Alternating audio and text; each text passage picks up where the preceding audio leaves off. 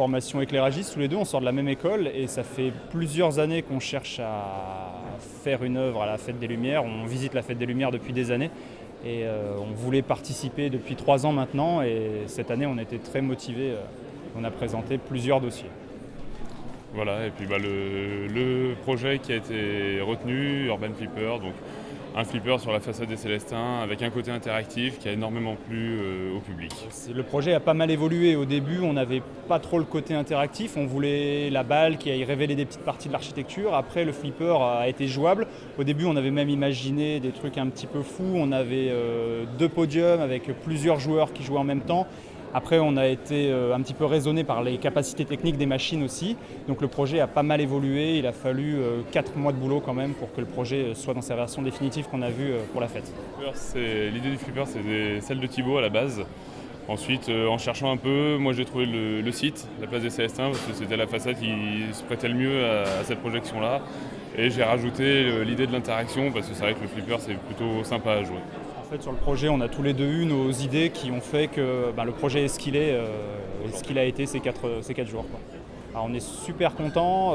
Au départ, on croyait que c'était que nos familles et nos amis qui avaient voté pour nous. Mais bon, quand on nous a dit qu'il y avait eu 150 000 visionnages, on s'est dit qu'il y avait aussi d'autres gens qui ont voté pour nous. Et on veut remercier le public.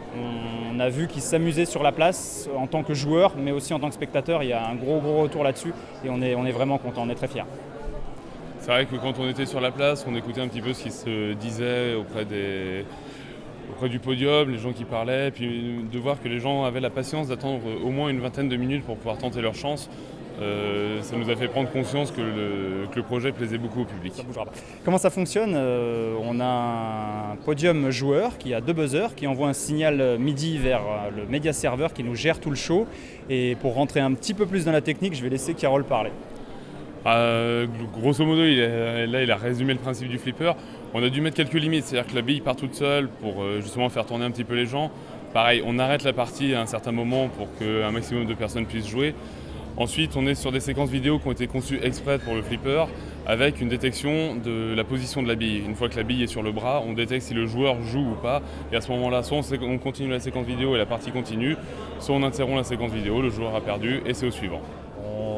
Pour l'instant, on n'y a pas encore réfléchi. Honnêtement, on a des idées, mais rien de vraiment concret. On va laisser passer la fin de 2011 et on y réfléchira pour la Fête des Lumières 2012 et pas que la Fête des Lumières d'ailleurs, d'autres projets bien sûr.